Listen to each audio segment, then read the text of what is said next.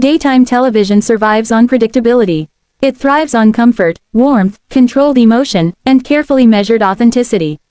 Every smile is calibrated, every laugh timed, every segment designed to feel spontaneous while never actually being so.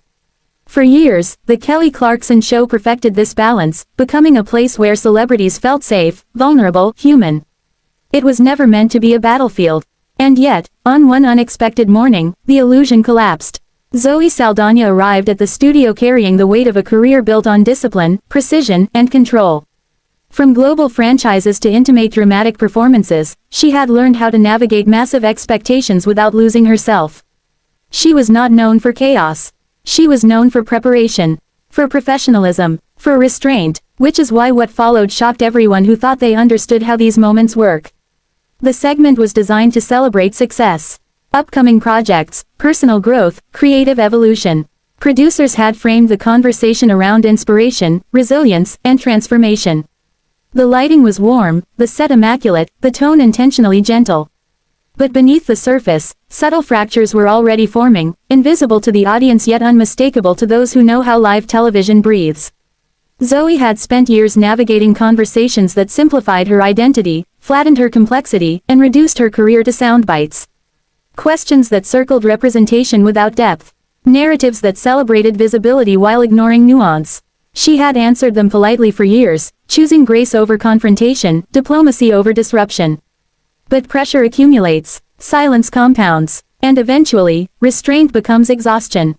As the interview progressed, the atmosphere shifted almost imperceptibly. What began as admiration slowly edged into familiar territory, questions framed as praise yet carrying assumptions, reflections that echoed public talking points rather than lived experience. The kind of commentary that feels harmless to viewers but lands heavily on the person carrying decades of context. This is where the mechanics of television collide with the psychology of fame. Live broadcasts do not allow space for processing. There is no pause button for emotional accumulation. Each moment stacks upon the last, building momentum whether producers want it or not. Zoe felt the shift before anyone else did. Her posture changed, her energy tightened, the warmth faded into focus. Behind the cameras, producers sensed it too.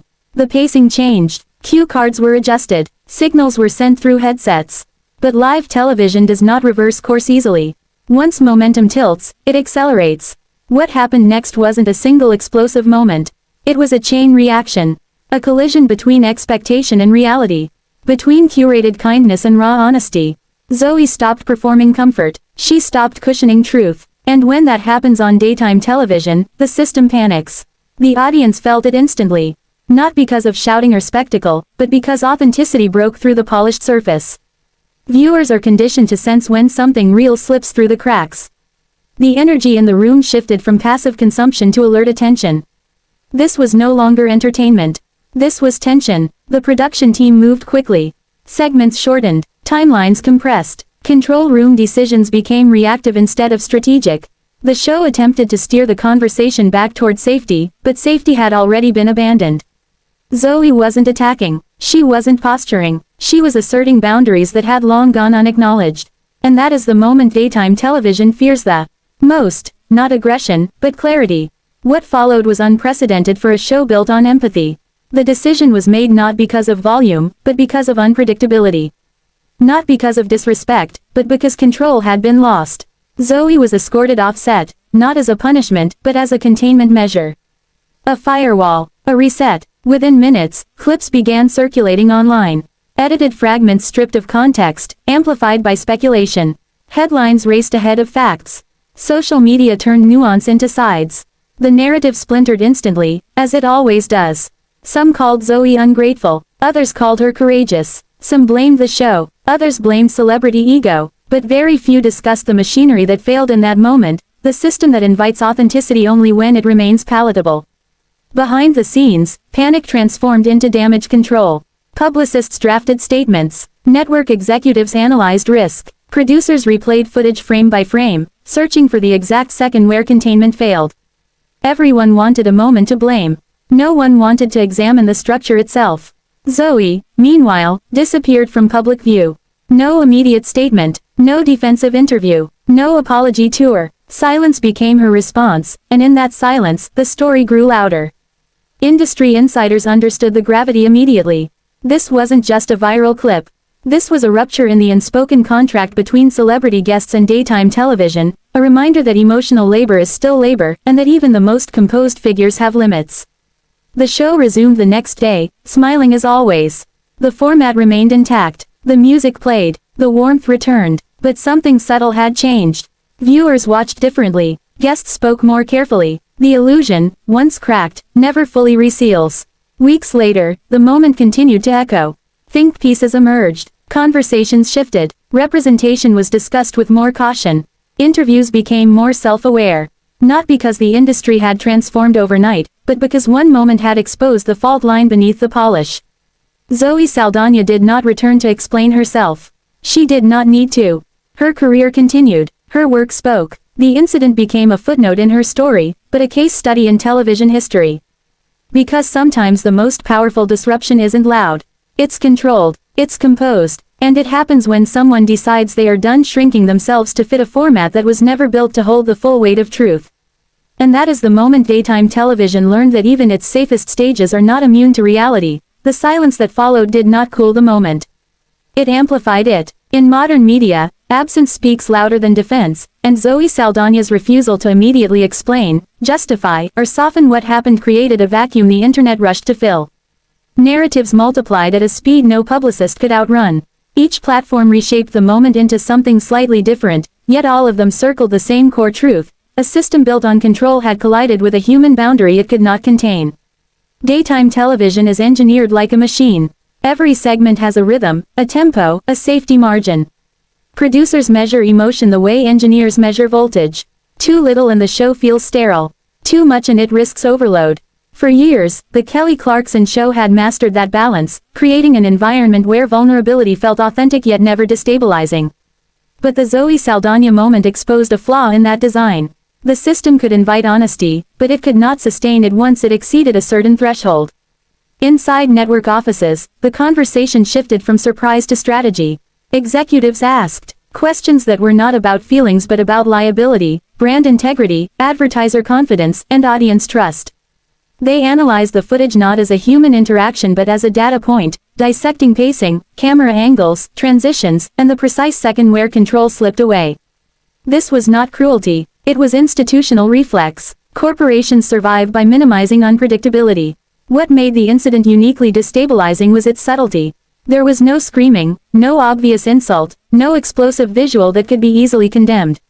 Instead, there was firmness, precision, emotional clarity. Those are harder to dismiss. Harder to frame as unprofessional. Harder to neutralize with a statement. Viewers sensed this instinctively. The viral spread wasn't driven by shock alone, but by recognition. People recognized the feeling of being politely misunderstood, of being praised while simultaneously boxed in, of being invited to speak only within invisible limits.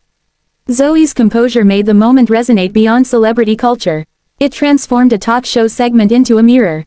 The entertainment press initially framed the story as conflict. That framing didn't hold. As more viewers watched extended clips, slowed footage, and contextual breakdowns, the narrative evolved. Commentary shifted from, "What went wrong?" to, "Why does this keep happening?" Articles examined the emotional labor expected from public figures, especially women of color, especially those who are consistently labeled as gracious and grounded. The same traits that make them welcome guests also become expectations they are punished for violating. Behind the scenes, the show faced a quieter reckoning. Staff meetings were held, guidelines were reviewed, segment formats were reconsidered, not because the show believed it had acted maliciously, but because the incident revealed how easily good intentions can still cause harm when filtered through rigid structures. The question was not whether Zoe had crossed a line, but whether the line itself was flawed. Meanwhile, Zoe's career moved forward unaffected in ways that unsettled the industry. No projects were cancelled. No studios distanced themselves. If anything, the respect she received within creative circles deepened. Directors and collaborators recognized the discipline it takes to remain composed under pressure, the strength required to assert oneself without spectacle. Her silence was not avoidance. It was control reclaimed. This contrast exposed another uncomfortable truth. The consequences of speaking up are not always external. Sometimes they are internal, reshaping how industries quietly recalibrate their expectations. Guests became more guarded. Hosts became more careful. Producers learned that emotional authenticity cannot be scheduled, and that once invited, it must be respected even when it disrupts the plan. The audience, too, evolved. Viewers became more critical of formats they once accepted without question. They began listening for subtext, noticing framing, questioning why certain conversations feel safe while others feel strained.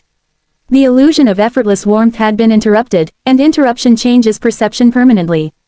The moment did not end when the episode stopped airing. It continued in boardrooms, group chats, editorial meetings, and living rooms. It became a reference point, cited whenever discussions arose about representation, narrative control, and the boundaries of acceptable honesty on mainstream platforms. What made the incident truly powerful was not the removal from the set, but what followed it. Zoe Saldaña did not need to explain herself because the moment explained itself. Her career trajectory, her body of work, her consistent professionalism formed a context stronger than any press release. The system had reacted defensively, and in doing so, revealed its own fragility. Daytime television did not collapse that day. The show did not end. The industry did not transform overnight. But a fracture remained visible. A reminder that even the most polished environments are built on assumptions that can be challenged by a single unscripted truth. And in that sense, the incident was not a scandal. It was a signal that audiences are no longer satisfied with surface-level empathy. A signal that authenticity cannot be selectively welcomed. A signal that the future of media belongs not to those who manage appearances best, but to those who are willing to confront the limits of the formats they rely on. Zoe Saldaña walked away from that moment without raising her voice, without delivering a viral monologue, without demanding attention. And in doing so, she demonstrated something far more disruptive than outrage.